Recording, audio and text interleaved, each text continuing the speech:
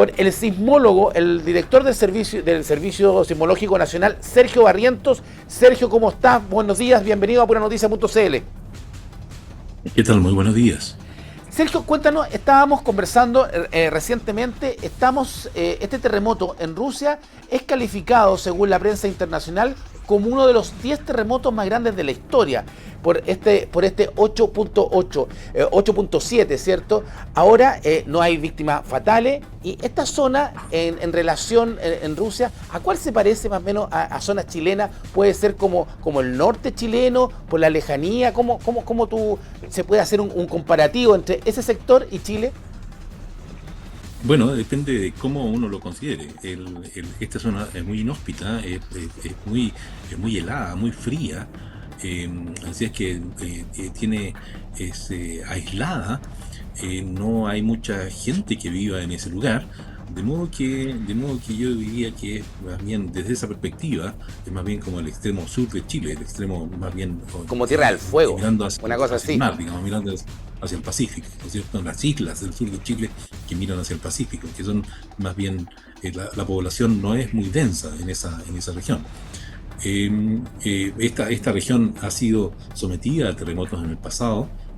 Magnitud 9 ocurrió el año 1952. Exactamente. Así es que tiene historia, hay un historial sísmico y con terremotos de importancia, con terremotos muy grandes. Así es que no es este sismo no es una novedad en esa zona. Ha habido sismos incluso mayores en el pasado, sí.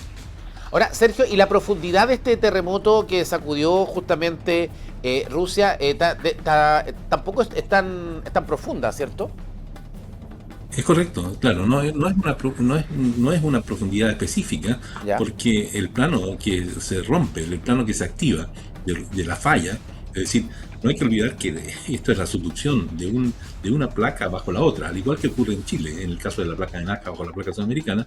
Allá es la placa del Pacífico con la placa de Oshkosh, y esa placa del Pacífico se desliza alrededor de unos 8 centímetros por año bajo la placa de Oshkosh, de modo que, o intenta deslizarse, de modo que esa parte acumula deformaciones para generar terremotos al cabo de decenas, centenas de años. El terremoto, como digo, magnitud 8.8, que se ha medido actualmente, es muy similar al terremoto del Maule, que nosotros tuvimos el año 2010, El año 2010. en cuanto a tamaño. Claro. Claro, en cuanto a tamaño. Así que estos han sido los terremotos más grandes que han ocurrido recientemente, incluyendo el terremoto de Japón del 2011, de marzo del 2011, que tuvo una magnitud de 9,1. Uh-huh. Ahora, lo que me llama la atención, Sergio, cuando uno habla, porque dice Rusia está bastante lejos, ¿cierto? Y tenemos una alerta de tsunami que ha alertado a todo el Pacífico. Bueno, Japón está mucho más cerca, llegaron olas de 4 metros. ¿Y cómo se puede empezar a detectar, cómo los sismólogos van trabajando también y la alerta, cómo se detecta, cómo se va comportando el mar? Porque se puede hacer un monitoreo de la ola por arriba, por ejemplo, uno se imagina, ¿o no? Bueno, poco a poco se está logrando tener más información respecto a la altura, los cambios de nivel del mar en diferentes lugares de la Tierra, del Pacífico en este caso. Y esto se hace principalmente con lo que llaman boyas DART.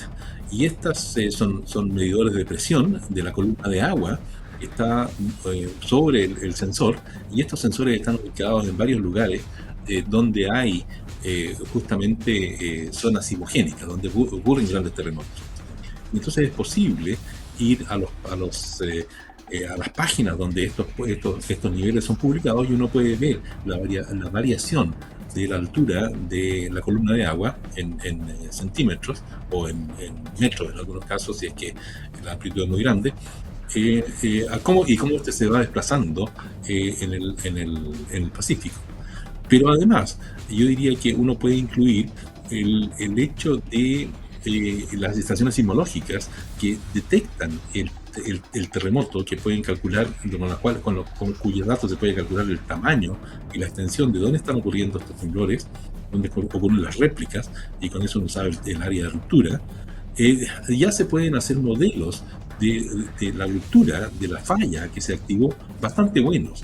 esa fuente se puede usar para estimar el tamaño del tsunami que se está generando, y ese tsunami entonces el que se puede propagar en todo el Pacífico y tener estimaciones bastante razonables de las alturas o de las variaciones que se puede producir en el Pacífico.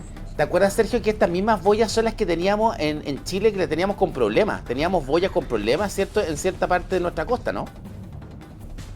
Bueno, estos son manejadas por el Servicio Hidrográfico y Oceanográfico de la Armada, y ellos mantienen las mantienen, las que no tienen problemas serios.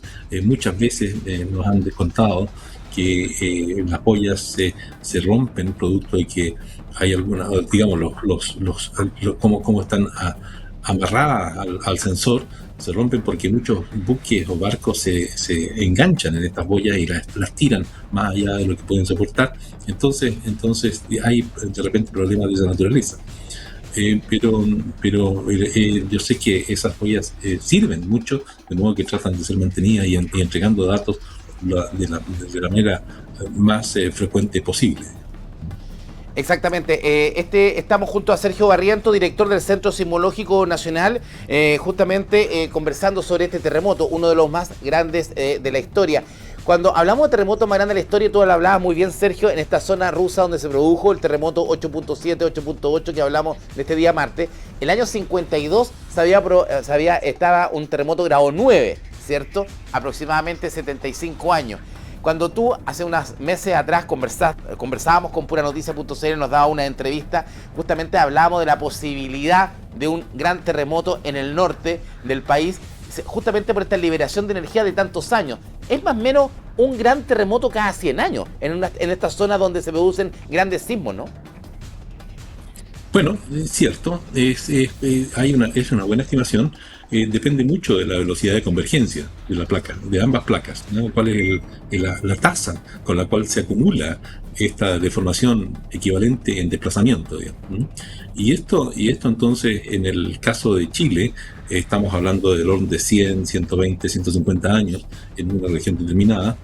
En el caso de Kamchatka vemos que ya hay 2 temblores que están, pero hay que estudiarlo bastante bien para saber cuál es la zona que se superpone, porque en 70 años, desde que ocurrió el último terremoto de magnitud 9 hasta el momento, es muy poco tiempo para acumular suficiente energía de deformación a una tasa de 8 centímetros por año para producir un terremoto de magnitud 8,8.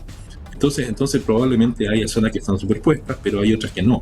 Y eso hay que estudiarlo bastante bien. Todavía hay que ver el detalle de cómo es la manera de cómo se activa la falla, cuáles son los lugares donde hubo mayor desplazamiento comparado con los de menor desplazamiento, y verlo con el terremoto del 52. Así que todavía hay trabajo que hacer para entender mejor este proceso. Sergio, y con esto te liberamos. Hay una erupción de un volcán justamente en las cercanías de Rusia. ¿Tiene relación directamente con el sismo? ¿Puede tener relación? Bueno, sí, hay gente que ha propuesto que hay una relación. En realidad, nosotros hemos visto, y ha habido casos, voy a volver al terremoto de 1960, en el caso de Chile, hubo una erupción volcánica del complejo Carrán-Puyehue 48 horas después de ocurrido el terremoto de 1960. Y nosotros creemos que, o personalmente tengo la opinión de que esa zona fue estirada, fue extendida, ¿ya? Al moverse la costa, con el terremoto de 1960, la costa de Chile se mueve varios metros hacia el oeste. Entonces eso hace que se estire la cordillera, se extienda la cordillera, y eso facilita que el magma, o el material que está a punto de hacer erupción, pueda salir más fácilmente.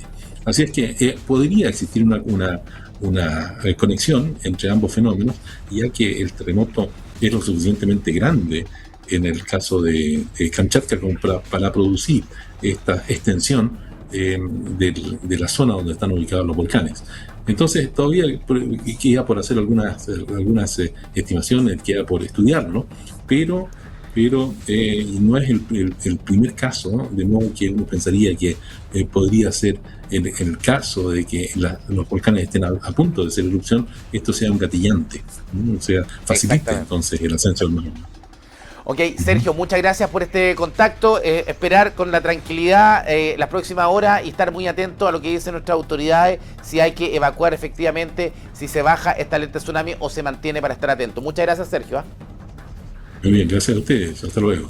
Sergio Barriento, director del Centro Sismológico Nacional, conversando con Puranoticia.cl a esta hora de la mañana.